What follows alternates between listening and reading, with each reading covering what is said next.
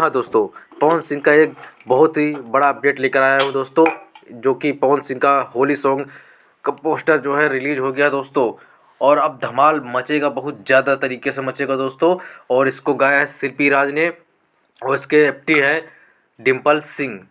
तो दोस्तों काफ़ी ज़्यादा इंटरेस्टिंग वीडियो होने वाला है। इसका शूटिंग पूरी हो गई है दोस्तों। तो दोस्तों जो वीडियो में आप देख रहे हैं पवन सिंह का वीडियो है, और वीडियो में काफ़ी अच्छी जगह से शूटिंग किया गया है, काफ़ी अच्छी जगह शूटिंग किया गया दोस्तों इसका।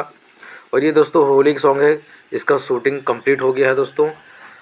और इसके जो कैमरामैन हैं वो रवि पंडित हैं, वीडियो डायरेक्टर। तो काफ़ी हिट होने वाला है वो दोस्तों। और आज की वीडियो में इतना ही, फिर मिलेंगे नई वीडियो के साथ दोस्तों।